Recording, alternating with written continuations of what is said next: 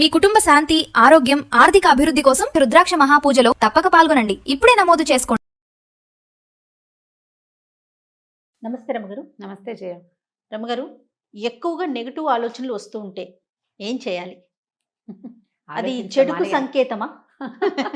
ఆలోచించడం మానేసేయాలా? చెడుకు సంకేతం కాదు జయ. అవునా? అంటే జీవితం పట్ల భయము, అభద్రతా భావము, ప్రపంచాన్ని నమ్మలేకపోవటము, ఎక్కడైనా ఒక నమ్మక ద్రోహాన్ని చవి చూడడము వల్ల అలా మనసు వీక్ అయిపోతుంది.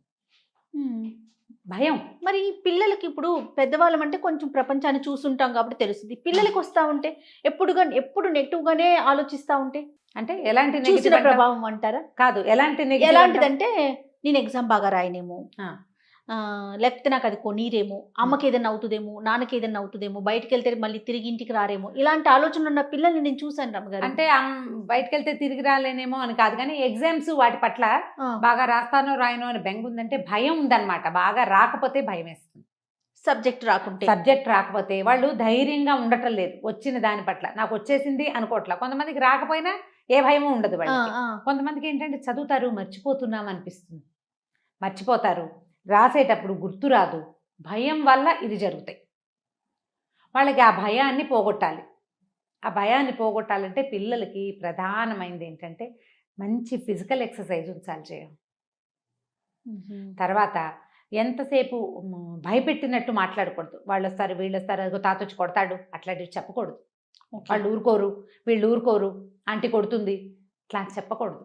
చాలా మందికి అదొక ఇది. ఇప్పుడు మన ఇంట్లోకి వచ్చాడు ఒక పిల్లడు, వాడు ఏదో వాళ్ళ మమ్మీ తీయకూడదు, ఆంటీ కోపం వస్తుంది, ఆంటీ కొడుతుంది. ఎందుకు కొడుతుంది ఆంటీ? వాడికి ఇంకా ఆంటీ మీద భయం వచ్చేస్తుంది. అలాంటి భయాలు అవి లోపల ఉండిపోతూ ఉంటాయి. సరిగ్గా చేయకపోతే అమ్మ కొడుతుందనే ఫీలింగ్ కూడా వస్తుంది వాడికి. కొంతమంది పిల్లలు ఆంటీ కొడితే కొడుతుందని పీకేస్తారు, లాగేస్తారు, హైపర్ యాక్టివ్గా ఉండే పిల్లలు. కొంతమంది కొంచెం మెతగ్గా ఉండే వాళ్ళు ఉంటారు కదా, వాళ్ళకి భయం. ఆ భయం మెల్లిగా అట్లా అట్లా అట్లా అట్లా కూడుకుని పెద్దదైపోతుంది. జీవితంలో నెగిటివిటీని చవి చూసిన వాళ్ళు ఏదో బాగా చేద్దాం అనుకుంటారు, చెడిపోయిద్ది అనుకో, ఇంటిల్లిపాది తిట్టిపోసారనుకో, మళ్ళీ చేసేటప్పుడు భయం ఇస్తుంది. ఇప్పుడు మనం నెయ్యి అందులో తీసాం, చుక్కలు పడ్డాయి, మనం కంచాల దగ్గర చేస్తాం ఆ పని. నెయ్యి వేసి కింద పడంగానే నాన్న అమ్మ రియాక్ట్, చూసావా ఇదంతా పోసేస్తావు, ఇట్లాగే చేస్తావు నువ్వు, ఇదంతా ఎవడు తుడుస్తాడు, పని చేస్తే తెలిసి నన్ను అరిచి పోట్లాడాను అనుకో నేను. వాడు రెండోసారి ఇట్లా మనకేసి చూస్తాడు భయంగా, ఏమంటామో అని. ఒక్కొక్కళ్ళు హార్ష్గా రియాక్ట్ అయిపోతారు, చేతులు వంకరా అని కొట్టేస్తారు, ఓ దెబ్బేస్తారు, నువ్వే తుడు అంటారు. అప్పుడు ఏం చేస్తారంటే పిల్లలు చేసిన చిన్న పొరపాట్లను దాచేయాలని చూస్తారు కొంతమంది. అదేంటంటే రెబలియస్ ధోరణి అనమాట. కొంతమంది మెతగ్గా ఉండే పిల్లలు ఏంటంటే ఏదైనా అయితే వీళ్ళు ఎలా రియాక్ట్ అవుతారోనన్న భయంతో అలా నెగిటివిటీ అట్లా అట్లా అట్లా అట్లా కూడుగట్టి సరిగ్గా అవదేమో పని అన్న భయానికి వచ్చేస్తారు. ఇంక మరి పెద్దవాళ్ళ విషయానికి వస్తే అండి, వాళ్ళకి జీవితంలో నెగిటివిటీని చూస్తూ ఉంటారు పాపం. ఇలా కాకుండా ఏదో పెద్ద శ్రమపడి ఒక వ్యాపారం పెడతారు. పెళ్లి సంబంధాల దగ్గర కూడా పెళ్లి సంబంధం కుదిరిచాం, మనమే ఫ్రెండ్స్కి ఎవరికో చెప్పాం, అదేదో అటర్ ఫ్లాప్ అయింది పెళ్ళి. వాళ్ళు కనపడ్డప్పుడల్లా మన ఏదో ఒకటి అంటారు కదా, అంతేగా. మనం ఎవరికైనా చెప్పాలంటే భయం వేస్తుంది. రెండోసారి చెప్పం.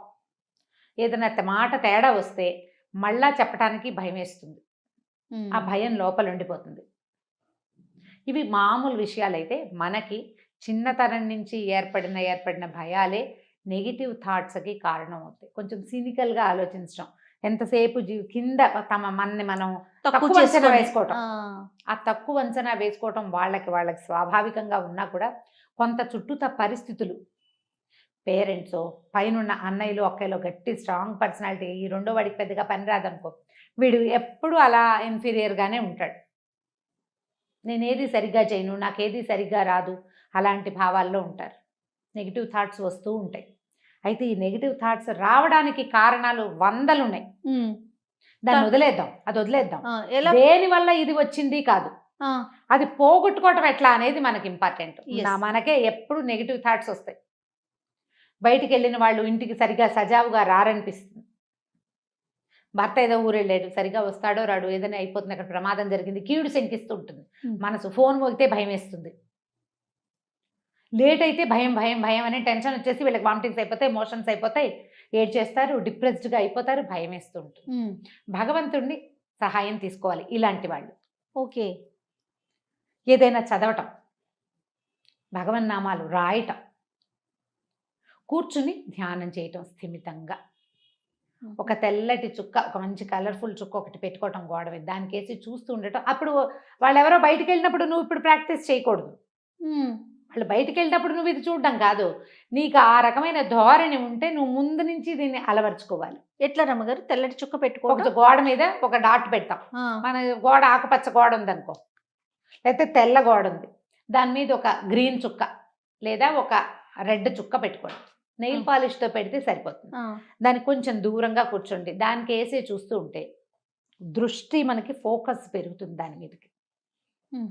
ఇది చూసేటప్పుడు మనం శ్వాస తీస్తూ ఉంటాం కదా, దాని మీదకి దృష్టి ఉంచుకోవాలి.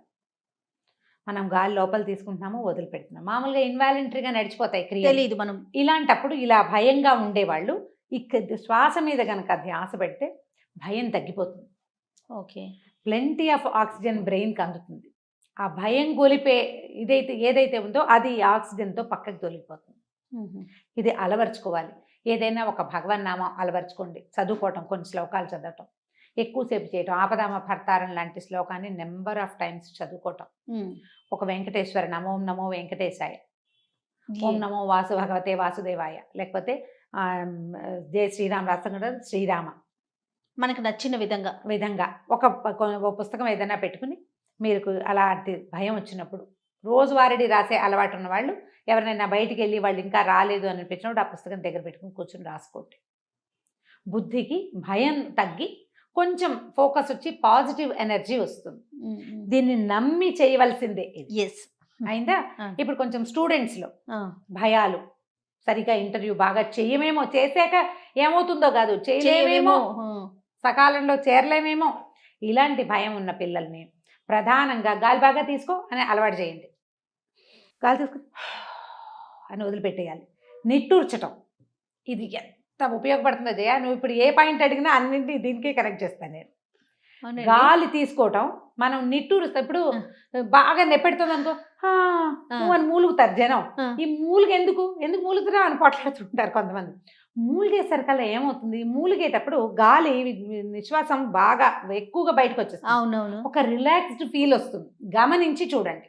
ఓకే. మూలిగే వాళ్ళని కేకలేయద్దు, మూలుగు వాళ్ళ రిలాక్సెంట్. ఓహో. మనం గాలి తీసుకుని ముక్కుతోటి వదిలేస్తే అంటే ఇప్పుడు నిట్టూర్చటం, ఈ తీసుకున్న గాలిని ఉఫ్ అని నోటితోటి వదిలిపెట్టడం నేర్పించండి పిల్లలకి. 10 లెక్క పెట్టు. ఎక్కడైనా బాగా ఫ్రెష్ ఎయిర్ వచ్చే చోట నుంచో, భయం ఏది నీకు, బోల్డ్ ఆక్సిజన్, నీ బ్రెయిన్ అంతా ఆక్సిజన్, ఫుల్ తెల్లగా అయిపోయింది, బ్రెయిన్ అంతా తెల్లగా మంచి గాలితోటి నిండిపోయింది. ఇంకా భయం ఏది, పారిపోయింది.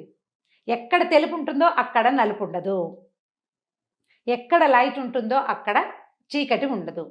ఇది మనం ప్రాక్టీస్ చేయించాలి. నీ లోపల వెలుగుని నింపుకో అని చెప్పాలి.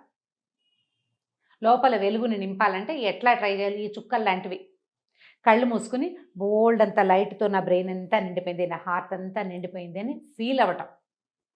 ఇవి నేర్చుకుంటే ఎంత ఒత్తిడినైనా మనం బీట్ చేసేస్తాం. భయపడే పిల్లలకి ఇలాంటివి నేర్పించాలి. ఫ్రెష్ ఎయిర్ 3-4 శ్వాసలు బాగా తీసుకో, ఉఫ్ అని గాలి బయటకు వదిలే. నేను చెప్పింది చూపించానా? ఇక అదే మార్గం. తప్పకుండా ఇలా నెగిటివ్ థాట్స్ ఎక్కువ వచ్చేవాళ్ళు తరచుగా ఏదైనా తోటలు, బాగా పువ్వులు, బాగా చెట్లు ఉన్న ప్రాంతాలకి వాకింగ్కి వెళ్ళాలి. అలాంటి చోట్ల తిరగాలి. వీళ్ళు పాతబడిన పురాతన మందిరాలు, తర్వాత మీ కొండలు గుట్టలు ఎక్కటాలు, వాటికి వెళ్ళిన కొద్దీ నెగిటివ్ థింగ్స్ పెరిగిపోతుంటాయి, ఆలోచనలు. ఇప్పుడు అవే ఎండిపోయి శిథిలంగా ఉన్న ప్రదేశాలు కదా, అక్కడ ఏం పాజిటివిటీ కనపడుతుంది? పాజిటివ్ థింగ్ అంటే ఏంటంటే పరిడ వెళ్ళి ఉండటం, అది బ్రహ్మాండంగా పెరుగుతుంది. నేను ఇంతున్న మొగ్గ ఇంత పెద్ద పెద్ద పువ్వులు పూసేస్తుంది, అవి చూపించాలి. పిల్లలతోటి గింజలు మొలకెత్తించడం, వాడి పేరుతోటే ఒక ఏబిసిడీలు పేరు ఆదిత్య పేరుందనుకో, ఏ అక్షరం షేప్లో మట్టిలో ఈ విత్తనాలు చల్లించడం. ధనియాలు లాంటివి, మెంతులు లాంటివి, ఆ ఏ ఇట్లా పైకి పెరుగుతుంటే వాటిలో పాజిటివిటీ పెరిగిపోతుంది. మీరు సొంతానికి కూడా మీరు ట్రై చేసి చూడండి. మొక్కలు పెంచే వాళ్ళకి పాజిటివ్ థింకింగ్ ఉంటుంది. అవునండి. వాళ్ళకి భయం ఉండదు. ఆ ఎదిగే దాన్ని చూస్తుంటాం, కట్ చేస్తాం మళ్ళీ పెరుగుతుంది. పువ్వులన్నీ తెంపేస్తాం, రేపటికి మళ్ళీ మొగ్గలు ఉంటాయి. ఇంతే మొగ్గ కనపడుతుంది, ఎల్లుండికి ఇంత పెద్ద మొగ్గ, అవతల ఎల్లుండి ఇంత పెద్ద పువ్వు. జీవితం మీద ఆశ కలుగుతుంది.